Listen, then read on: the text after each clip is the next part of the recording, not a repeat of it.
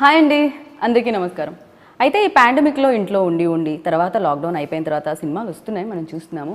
కానీ స్ట్రెస్ అయితే ఇంకా ఎటు వెళ్ళినా ఈ మాస్కులు, శానిటైజర్లు అదైతే జీవితంలో పాటైపోయింది. కానీ ఇప్పుడు థియేటర్లో ఆద్యంతో నవ్వించడానికి, ఆరోగ్యాన్ని పెంచడానికి, పోరడంతా ఎంటర్టైన్మెంట్ ఇవ్వడానికి ఒక సినిమా వచ్చేస్తుంది. అమ్మయ్య, థియేటర్కి పర్ఫెక్ట్ సినిమా వచ్చేస్తుంది. అదే 101 జిల్లాల అందగాడు. మరి ఈ 101 జిల్లాల అందగాడు చాలా అంటే ఎత్తైన మనిషి అండి. ఆయన కూర్చున్నా నుంచున్నట్టు ఉంటుంది. మ్యాచ్ చేయడానికి చాలా కష్టపడ్డారు నన్ను ఇప్పుడు. సో మరి ఆయనే శ్రీనివాస్ అవసరాల గారు. సో మల్టీ టాలెంటెడ్, మనకి తెలుసు ఆయన. సో అలాగే ఆయనతో పాటు అందమైన భామ కూడా జతకట్టారు, తనే రుహానీ. సో మరి రుహానీకి ఇప్పటికైనా నిజం తెలిసిందో లేదో నాకైతే తెలీదు. నేను ట్రైలర్లో కొంచెం చూడనట్టు అలా చూశాను. బట్ కంప్లీట్గా September 3కి అయితే ఇది మన ముందుకు వచ్చేస్తుంది. మరి దీని గురించి మాట్లాడడానికి ఇవాళ నాతో పాటు మన శ్రీనివాస్ అవసరాల గారు, రుహానీ ఉన్నారు. కాబట్టి మన ఇంటర్వ్యూ స్టార్ట్ చేద్దాం రండి. హాయ్ అండి. హలో అండి, how are you? I'm good అండి. మీరు ఎలా ఉన్నారు? చాలా బాగున్నా. మీరు చాలా బాగున్నారండి. ఇలా చాలా బాగున్నారండి. ఎలా బాలేను అంటే ఎలా బాలేను అని చెప్పలేను. నేను ఇక్కడ వరకు చూస్తే బాగున్నారు, కొంచెం అలా పైకి లుక్ ఇస్తే కొంచెం నాకు అక్కడ వరకు నా హైట్కి కనిపించదు, కష్టమే.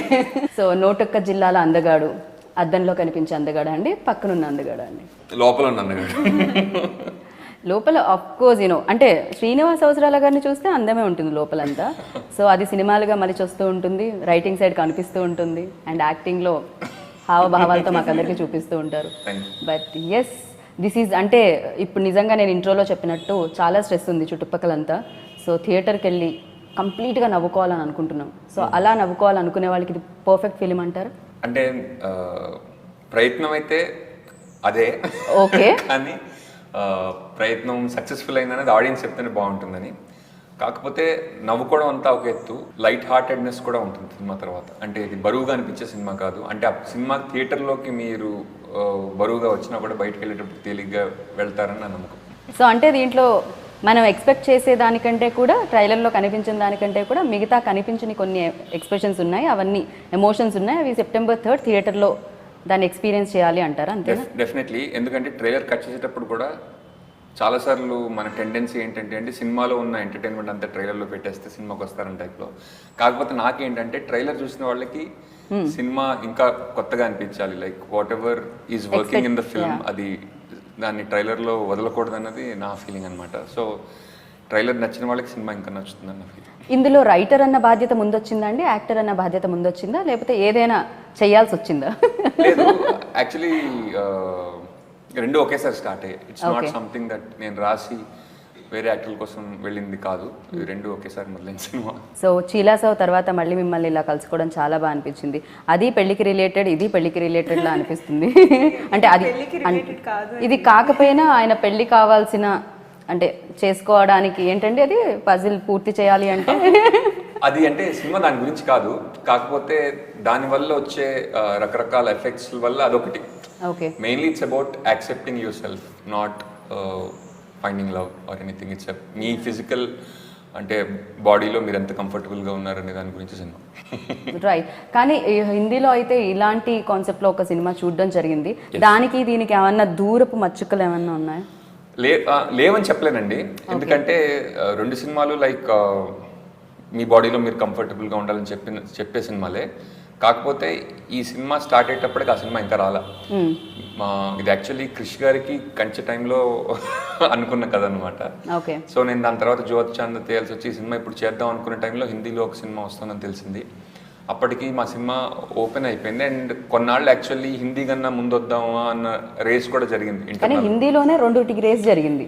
ఆ రెండింటి రేస్లో ఏమైందంటే వాళ్ళు ముందు వాళ్ళు అనుకున్న డేట్ కంటే ఒక 15-20 డేస్ ముందు వచ్చేసారు. సో ఇంకా మేము no use racing with it అని అప్పుడు ఇంకా మా సినిమా పూర్తి అవ్వలే, వదిలేసిన తర్వాత కొద్దిగా లాస్ట్ కరోనా టైంలో ఏప్రిల్లో వద్దాం అనుకుంటున్నాం. మార్చిలో అవుటర్లో బండి ఆగింది, స్టేషన్ అక్కడే కనిపిస్తుంది అన్న టైప్లో అవుటర్లోనే ఆగిపోయాం ఒక 1.5 year మళ్ళీ. ఓకే, కాదు రుహానీ గారిని క్వశ్చన్ అడిగాను, నేను అక్కడే ఆగిపోయాను. పర్వాలేదు, నాకు మీరు మాట్లాడుతూ ఉంటే కంప్లీట్ చేసిన ఫీలింగ్ కలుగుతూ ఉంటుంది. ఎందుకు అంత స్పష్టమైన తెలుగుతో పాటు అంత అందమైన లైన్స్ కూడా వినిపిస్తూ ఉంటాయి. ఏంటంటే దీనికి ఏమైనా సీక్రెట్ ఉందా? నేను పడవడ మాట్లాడుతూ ఉంటాను, బట్ మీరైతే అంత కామ్గా అంత కూల్గా నెరేట్ చేస్తే, అంటే డైరెక్టర్ లోపల రైటర్ ఉండడం వలన ఈవెన్ దో ఇంటర్వ్యూస్ లో కూడా బేసికలీ కమ్యూనికేషన్ క్లియర్గా ఉండాలని ప్రయత్నం తప్ప నాకు అంతకన్నా వేరేది లేదు. రుహాని, మీరు దీనికి ఆన్ బోర్డ్ ఎలా రావడం జరిగింది? Actually, we met for some other project, but that couldn't happen. And then one day he messaged me that I'm making a film. I've written a film. So would you be interested in doing that? So call చేశారు, narrate చేశారు, నాకు చాలా బాగా నచ్చింది. So I said yes, and after reading the script, that was the time when I felt so happy that this is something very interesting, and especially for girls, it's rare that you get to play such nice, beautiful characters, which has a lot of scope to perform. Yeah. So కాదు, మీరు రాశారు బాగుంది, but మీరే ఎందుకు direction చేయలేదు? వేరే director ఎందుకు అని అంటే ఉంటుంది కదా ఖచ్చితంగా. లేదండి, అంటే so many reasons. Mainly one reason is నేను ఆల్రెడీ ఒక సినిమా సగం డైరెక్ట్ చేసి ఉన్నా, ఫలానా అబ్బాయి ఫలానా అమ్మాయిని. ఇండియా యూఎస్లో రెండు చోట్ల షూటింగ్ జరగాలి. కాకపోతే మా వీసా లేట్ అవ్వడం, కొద్దిగా టైం పడుతుంది. కొద్దిగా టైం పడుతుంది అర్థమైంది ఆ సినిమా పూర్తి చేయడానికి. కరోనా ముందు ఉండడం కూడా మేబీ అర్థం అయ్యింది.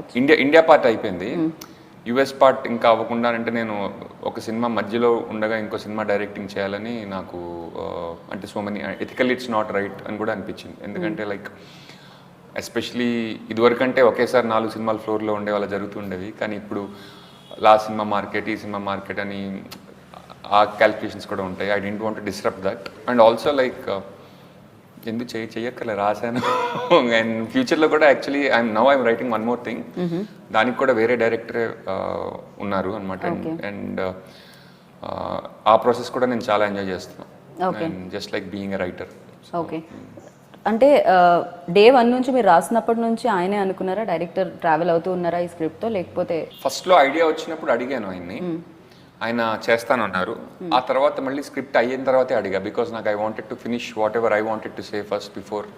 ఓకే, మీరు ఆయనకి నరేషన్ ఇచ్చారు అయిపోయిన తర్వాత? మామూలుగా యూజువల్లీ డైరెక్టర్స్ వచ్చి యాక్టర్స్ కి నరేట్ చేయడం జరుగుతుంది సినిమా కంప్లీట్ అయిపోయిన తర్వాత. లేదు, he was my associate for my previous films as well. So narration కంటే కూడా డిస్కషన్స్ అవన్నీ జరుగుతూ ఉండేవి. It's not just one narration, ఇది నరేషన్ అని కాకుండా లైక్ ఆ తర్వాత సినిమా ఓకే అయిన తర్వాత బేసికలీ ఒక 20 days రీరైట్స్ జరుగుతాయి కదా, అప్పుడు కూడా like we discussed everything together. And after he came on board second డ్రాఫ్ట్కి. ఓకే, కానీ ఇన్ని బాధ్యతలు మేనేజ్ చేయడానికి కొంచెం ఏమన్నా కష్టమవుతుంటుందా అండి? టైం సరిపోకపోవడం, ఓ పక్క రాయడం, ఇంకో పక్క నటించడం, ఇంకో పక్క ఇలా యాంకర్లు లేట్ అయితే ప్రమోట్ చేయడం.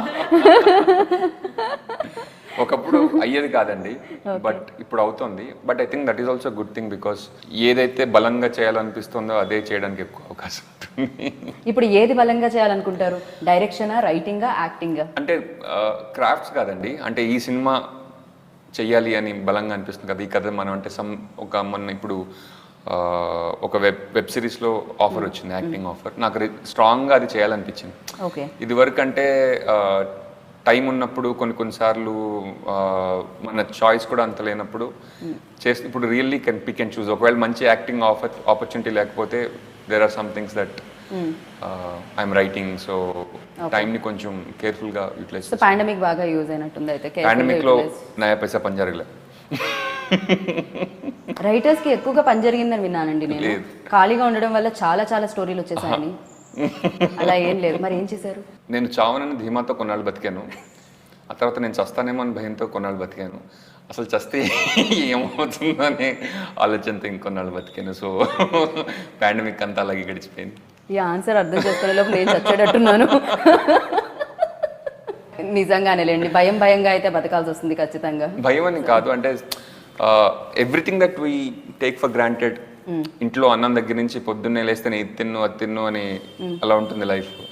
సడన్గా కూరలు అపార్ట్మెంట్లో అందరికీ ఫ్రైడే 3 వస్తాయి, కింద నుంచోండి, ఒక 10 అడుగుల దూరంలో నుంచోండి అనగానే వాడు తెచ్చి కూరలు పెడతాడు.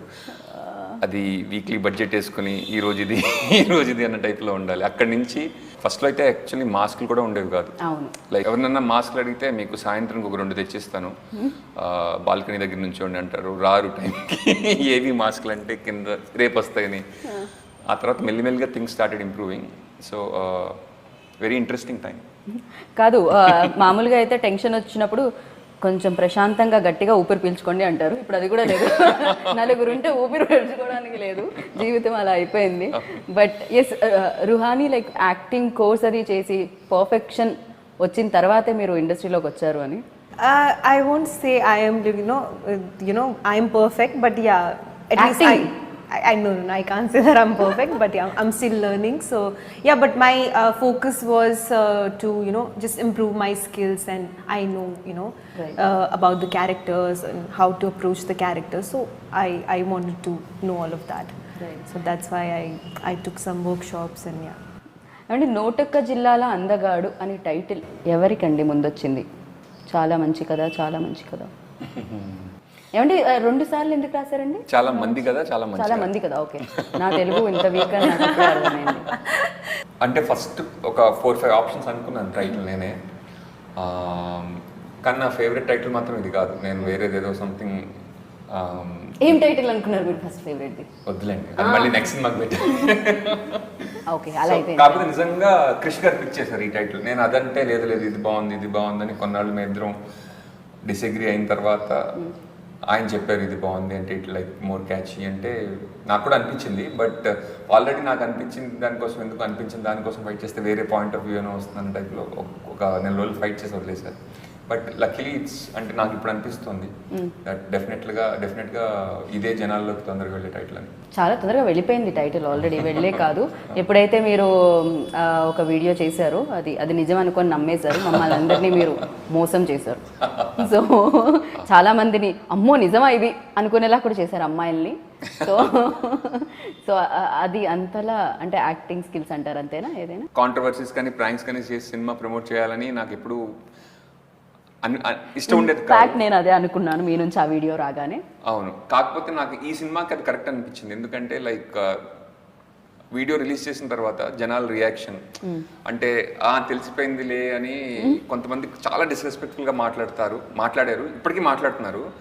అండ్ ఈ సినిమా కూడా అడ్రస్ చేసేది ఆ విషయమే కాబట్టి ఈ సినిమాకి నాకు అది correct way of getting in to people అనిపించింది. అండ్ తర్వాత నాకు కొంతమంది ఫోన్ చేసి ప్రాంక్ అని తెలిసిన వాళ్ళు నీకు విషయం చెప్తానేమో అనుకోకున్నారు. ఏంటంటే నీకన్నా మీ అసోసియేట్ బాగా నటించారు. ఆయన ఎవరండి? ఆయనకి భాస్కర్ అవార్డు ఇచ్చేద్దాం. ఆయన సీరియస్నెస్ చూసి మేము చాలా సీరియస్ అనుకున్నాము. అసలు అమ్మో మామూలుగా కాదు. ఆయన్ని కూడా ఒక ఇంటర్వ్యూలో పెడదామండి. ఫస్ట్లో యాక్చువల్లీ మేము ఏప్రిల్లోనో మేలోనో సినిమా రిలీజ్ చేద్దాం అనుకున్నప్పుడు మార్చ్లో ఆ వీడియో బయటకు వచ్చింది. కాకపోతే మళ్ళీ సెకండ్ వేవ్ రావడంతో రిలీజ్ పోస్ట్ పోన్ అయింది. నిన్నటి నుంచి నేను మళ్ళీ ట్రైలర్ రిలీజ్ చేసిన తర్వాత చాలామంది జనాలు మాకు తెలుసులే నీ వీడియో బయటకు వచ్చింది, నీ బండారం బయటపడిందని చెప్పి దాని మీద సినిమా రాసి తీస్తావు కదా అంటున్నారు. అంటే 3 నెలల్లో సినిమా అవునా నిజంగా అంటున్నారా? కానీ దాని వెనక కారణం ఏంటంటే జనానికి అది నిజం నమ్మడంలో ఒక రకమైన ఆనందం ఉంది. అంటే అర్థమైందిలే అని ఒక చిన్న చూపు ఉంటుంది కదండి. వాళ్ళకి ఆనందాన్ని నమ్మడమే ఇష్టం. అది నిజం అంటేనే వాళ్ళకి ఒక రకమైన హ్యాపీనెస్ అనమాట. సో సినిమా కూడా అడ్రస్ చేసేది దాని గురించే కాబట్టి నాకు ఇట్స్ స్టిల్ వర్కింగ్. ఇప్పుడు మరి వాళ్ళు నిజమా కాదా అని తెలుసుకోవాలంటే ఏం చేయాలండి? ఇది కొంచెం కష్టమే, మరి హెయిర్ పుల్ చేసి చూడలేం కదా, వచ్చిన వాళ్ళందరూ ఇలా లాగి చూడలేరు కదా. నిజమా కాదని తెలుసుకోక్కర్లేదు నా ఫీలింగ్. ఈ సినిమా ఎండ్ లో మేబీ అది రిలీజ్ అవుతారేమో నేను అనుకుంటున్నాను. అయిన వాళ్ళు అవుతారు. ఫస్ట్లో యాక్చువల్లీ వీడియో బయటకు వదులుదాం అన్నప్పుడు నేను ఏమైనా అడిగేది దీనికి నెగిటివ్ ఎఫెక్ట్స్ ఏమైనా ఉంటాయా, కెన్ వీ హ్యాండిల్ ఇట్ అంటే నెగిటివ్ ఏముంటుంది, మహా అయితే మీ మీదే వస్తుంది నెగిటివ్, దాన్ని మీరు హ్యాండిల్ చేయగలరు అన్నారు. నాకు ఓకే అది నిజమా కాదా ఇప్పుడు నిజమని ప్రూవ్ చేసుకోవాలి లేకపోతే అబద్ధమని ప్రూవ్ చేసుకోవాలని నాకు పెద్దగా ఏం లేదు. What ever is what is. Ruhani మీకు అంటే బట్టతల ఉన్న అబ్బాయిలు మీరు ఇష్టపడతారా? సినిమాలో నాకు సగం సీక్రెట్ ఏంటంటే రియల్ లైఫ్ లో I told him that you look good without hair. I told him, ask him.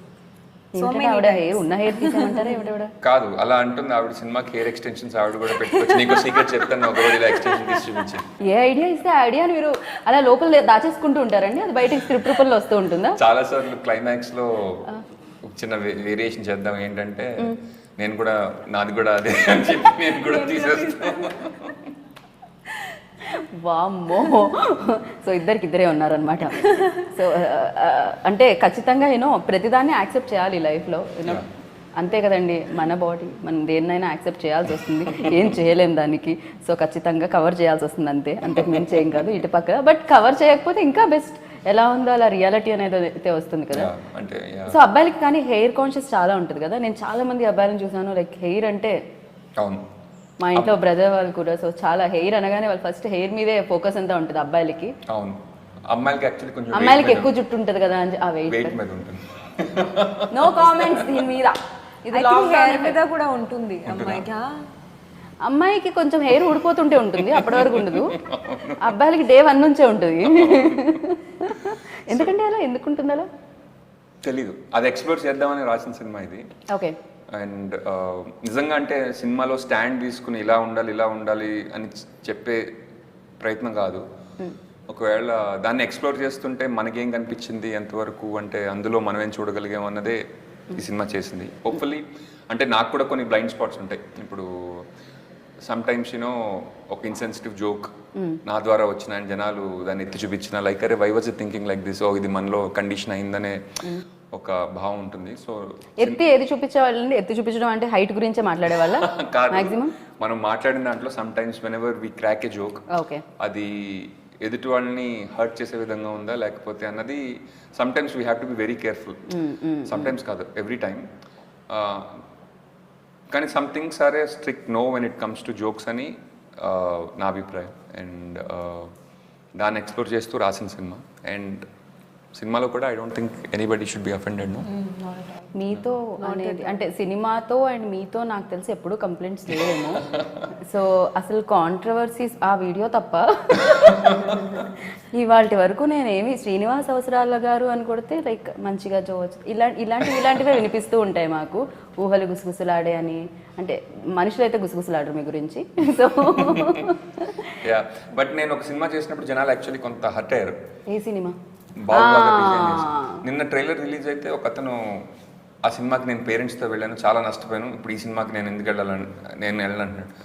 నువ్వు ఆ సినిమా పోస్టర్ చూస్తున్నావు, ట్రైలర్స్ చూస్తున్నావు, అన్నీ చూస్తున్నావు, సినిమాకి నువ్వు పేరెంట్స్తో వెళ్ళిపోయి మళ్ళీ ఈ సినిమా కూడా పోస్టర్లు చూస్తున్నావు. అంటే basic minimum judgement what that film is about. And నా యాక్టర్ కింద నేను అన్నీ చేస్తాను, ఇట్స్ నాట్ లైక్. అంతే కదా. కదండి, మీతో ఇన్ని రోజులు వర్క్ చేసిన తర్వాత ఈ పాటికి రుహానికి కంప్లీట్ తెలుగు వచ్చేయాలి కదా. అడగండి ప్లీజ్. అడుగుతాను నేను, అడగొద్దు అనేది నేను అడుగుతాను. వచ్చి కానీ మాట్లాడడానికి కొంచెం కష్టం అండి. ఇంత బాగా మాట్లాడారు మీరు. I'll get there. Soon. లేదు ఇప్పుడే వెంటనే ఇమ్మీడియట్గా ఇప్పటి నుంచే స్టార్ట్ చేసేయాలి. సో ఇలా యాక్టరే కాకుండా రైటర్తో డైరెక్టర్తో వర్క్ చేస్తే ఎలా అనిపించింది మీకు? He's been an amazing co-actor. I mean, he helped me a lot with with how to approach the character. So he actually was very patient because I had a lot of questions, so I would disagree on something and then he made sure that he clarify everything, and how will she react or something. So I also sometimes I would say no, she will not react, she will not respond to respond in a certain way. So then he would he would tell me no, this is what I have in mind. So yeah, we had discussions how would she feel. Okay. So తను కూడా first like ఈ నోటొక్క జిల్లాల అందగాడుకి ఈ అందమైన అమ్మాయి అయితేనే correct అని ఎప్పుడు అనిపించింది? ఏమండి, లోపల నవ్వుకోపోతే బయటికి చెప్తే నేను కూడా నవ్వుతాను. చెప్తున్నా, కథ రాసేటప్పుడు నన్ను వేరే సినిమా ఒకటి వచ్చింది, అది చూడమని చెప్పారు. కథ రాసిన తర్వాత అది చూసిన తర్వాత ఆ సినిమాలో ఏం జరిగిందంటే, తను అందంగా లేదనుకున్న ఒక అబ్బాయి ట్రెడిషనల్లీ అందంగా లేని ఒక అమ్మాయిని పెళ్లి చేసుకోవాల్సి వస్తుంది. అండ్ లాస్ట్లో సినిమాలో యాక్సెప్టెన్స్ ఏంటంటే, నేనే అందంగా లేనప్పుడు ఆ అమ్మాయి అందాన్ని నేను ఎందుకు జడ్జ్ చేయాలన్న టైప్లో ఒక రకమైన అండర్స్టాండింగ్ వచ్చినట్టు అనిపించినప్పుడు నాకు ఎందుకో నాకు అది పర్పసే డిఫీట్ అయిపోయింది అనిపించింది. ఎందుకంటే లైక్ ఒక రకమైన బేరం కుదుర్చుకున్నట్టుంది తప్ప అందులో ఎక్కడ యాక్సెప్టెన్స్ ఉందని అనిపించలేదు నాకు. సో ఈ సినిమా రాసేటప్పుడు also it is about accepting your own physical body. I thought it is important to have somebody who looks good, who accepts beauty as it is. అంటే జనరల్గా మన దృష్టిలో మనం అందంగా లేము కాబట్టి వేరే వాళ్ళ అందాన్ని చూడడం అనేది సినిమా పర్పస్ కాదనిపించింది నాకు. That's the reason we had Ruhani. Okay okay. So music director అంటే హార్ట్ అనగానే మ్యూజిక్ డైరెక్టర్ కూడా గుర్తొచ్చారు, ఎందుకంటే ఖచ్చితంగా ఒక సినిమాకి హార్ట్ లాంటిది మ్యూజిక్ కూడా. సో కార్తీ గురించి సాధారణంగా లైక్ వెనెవర్ ఒక ఫిల్మ్ చేసేటప్పుడు క్యాస్ట్ అండ్ క్రూని కథకు ఒప్పించడం ఒక ఎత్తు అయితే, ఆ కథ వాళ్ళు ఎంత కనెక్ట్ అవుతారన్నది చాలా ఇంపార్టెంట్. దానికి చాలా మనం టైం స్పెండ్ చేసి దాని గురించి మాట్లాడుతూ చాలా జరగాలి. కానీ శక్తికాంత్ గారితో చాలా నాకు తక్కువ ఇంటరాక్షన్ అయినా కూడా ఆయనే ముందుకొచ్చి like he own the whole thing అనమాట. ఇప్పటికీ నాకు ఆయన ఐ లవ్ ది స్టోరీ అని చెప్తుంటారు. అంత సొంత ప్రాజెక్ట్లో ఆయన ఫీల్ అయ్యి మ్యూజిక్ ఇచ్చినందుకు నాకు చాలా అంటే is a wonderful human being. నాకు నిజంగా అంటే ఆ openness to understanding people and understanding where they are coming from నాకు ఫస్ట్ మీటింగ్లోనే అనిపించింది అది. అండ్ ఈ సినిమాకి చాలా మంచి మ్యూజిక్ కూడా ఇచ్చారు. అండ్ మ్యూజిక్ గురించి మాట్లాడడం అన్నా ఆర్కిటెక్చర్ గురించి డ్యాన్స్ చేయడం అన్నా ఒకటే, ఎందుకంటే మ్యూజిక్ వింటే సరిపోతుంది. Right right. అండ్ ఈ పోస్టర్ అప్పుడప్పుడు మధ్యలో కొంచెం వెనక్కి వంగుతుంది, బికాజ్ ఏంటంటే అంత లెజెండ్స్ ఉన్నారు దాని మీద. సో ఆ బరువుకి ఖచ్చితంగా, ఎందుకంటే ఎన్నో అమేజింగ్ ఫిలిమ్స్ని ఇండస్ట్రీకి ఇచ్చిన వాళ్ళు ఉన్నారు పేర్లు అక్కడ. సో దిల్ రాజు గారు, క్రిష్ గారు, సో ఖచ్చితంగా శ్రీ వెంకటేశ్వర క్రియేషన్స్ ఇక్కడ పేరు పడింది అండ్ క్రిష్ గారి ఆధ్వర్యంలో జరిగింది. సో వారి గురించి నాకు యాక్చువల్లీ ఈ కథ నేను ఫస్ట్ చెప్పిందే క్రిష్ గారికి, ఎందుకంటే వచ్చింది అక్కడి నుంచి కాబట్టి. ఆయన ఎప్పుడన్నా సినిమా చేద్దాం అని అడిగినప్పుడు క్రిష్ గారు ఇచ్చేద్దామా. నాకు రాజీవ్ గారు కూడా I did 2 films with him. కంచె, అంతరిక్షంలో నాకు బాగా పరిచయం. సో చెప్పినప్పుడు కథ బాగుంది, దిల్ రాజు గారు మేము పార్ట్నర్స్ అవుదాం అనుకుంటున్నాము, ఆయన కూడా ఒకసారి చెప్పు, once he is on board we can go forward with the film అన్నారు అనమాట. సో దిల్ రాజు గారు చెప్పడం ఆయన ఈ ఓకే డిట్ అండ్ కొత్త బ్యానర్ మొదలైంది ఈ సినిమాతోటి.